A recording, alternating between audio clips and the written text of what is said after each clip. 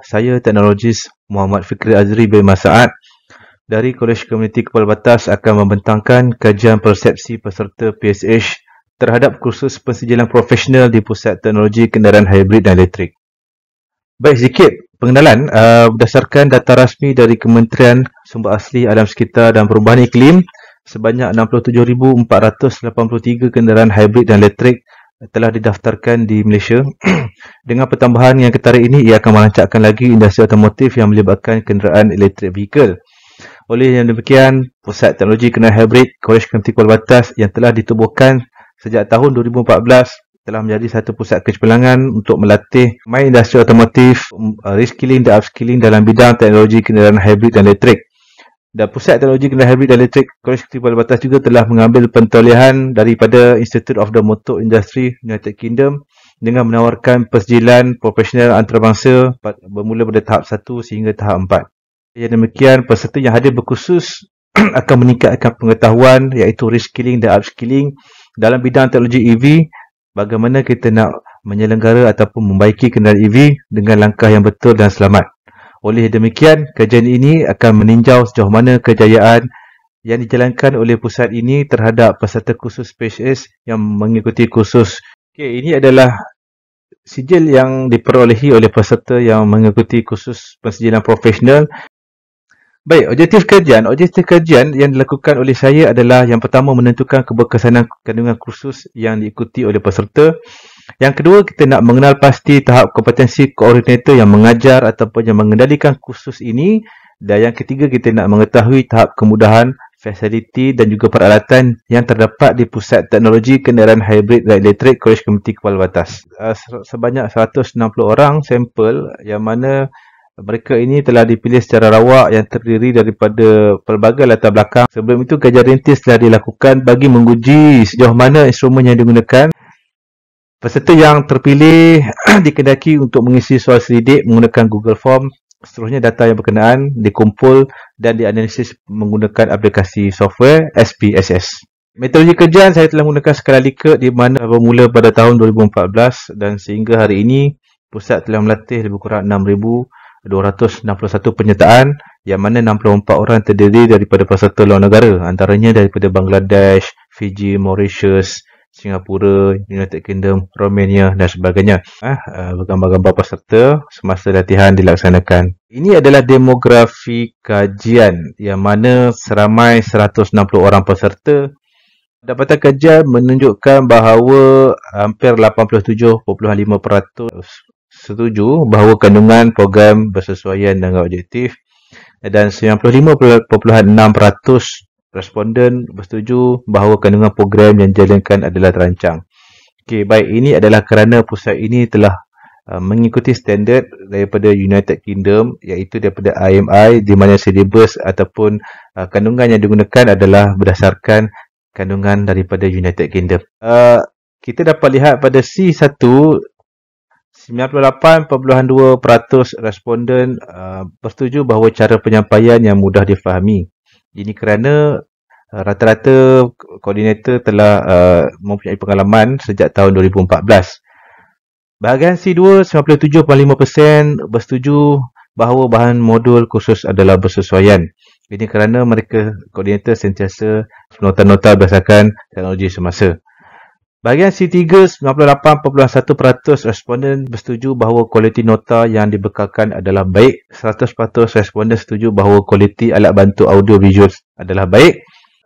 92.5% responden setuju bahawa jangka masa kursus adalah bersesuaian iaitu bagi tahap 1, 2, 3 mengambil masa 4 hari manakala tahap 4 mengambil masa 3 hari.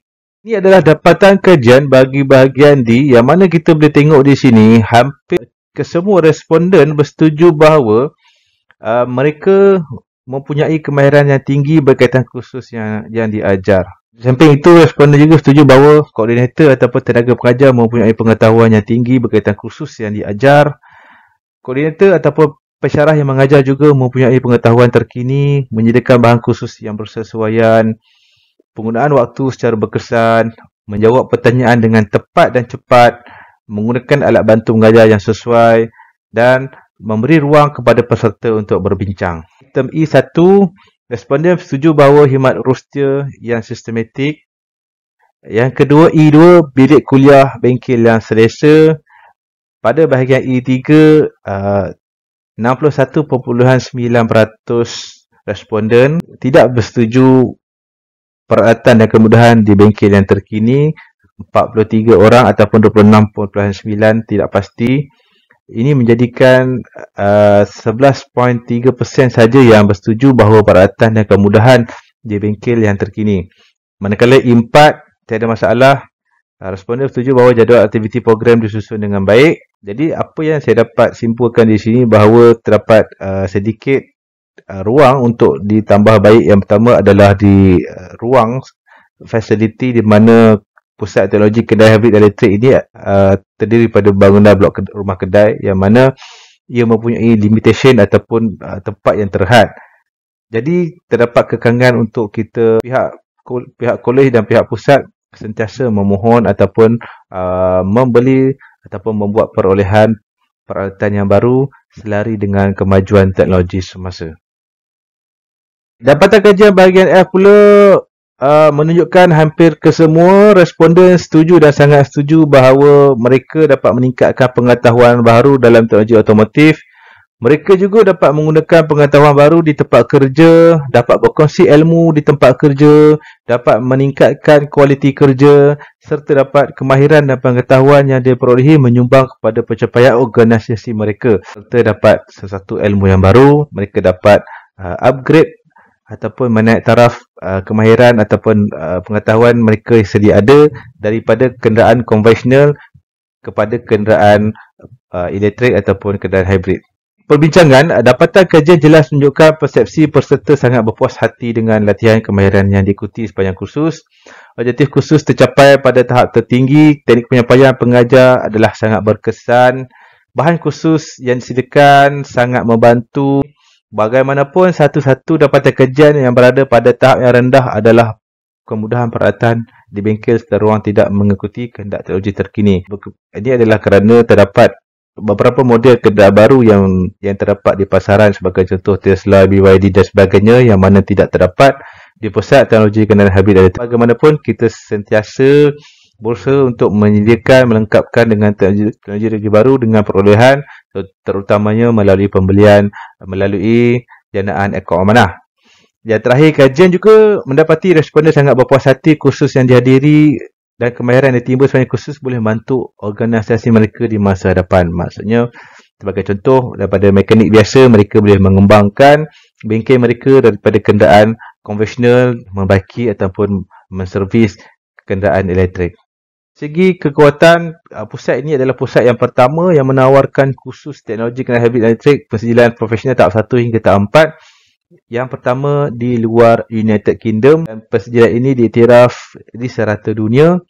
Ia menjadi pilihan peserta di sekitaran Australia kerana yuran yang lebih murah berbanding jika mereka ke United Kingdom.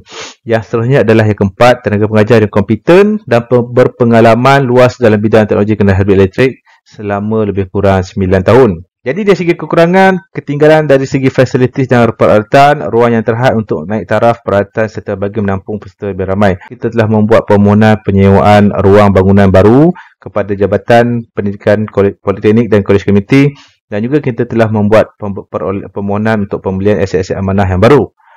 Okey, yang ketiga adalah opportunity, peluang prospek kerja yang lebih luas dalam bidang otomotif dengan pertambahan jumlah kenderaan hybrid elektrik di atas jalan raya. Jadi pusat ini akan sentiasa menerima sambutan disebabkan adalah perkembangan dunia yang lebih ke arah kenderaan hybrid dan elektrik berbanding kenderaan konvensional. Manakala threat ataupun ancaman persaingan daripada pusat latihan bertauliah IMI yang baru, wujud setelah pusat latihan di Singapura untuk mendapatkan peserta antarabangsa. Pusat tersebut mempunyai kelebihan dari segi peralatan dan juga jaringan perniagaan. Jadi terdapat beberapa pusat baru yang baru muncul sebagai contoh di Singapura yang mana mereka telah menjadi ancaman kepada kita dalam menarik peserta antarabangsa. Kerana mereka adalah industri yang mana mereka mempunyai dana ataupun jaringan kolaborasi yang besar serta mereka dapat meningkatkan peralatan ataupun ruang mereka tanpa ada had kerana tiada masalah dari segi keuangan dan juga perolehan. Baik, itu sahaja daripada saya. Sekian terima kasih. Jika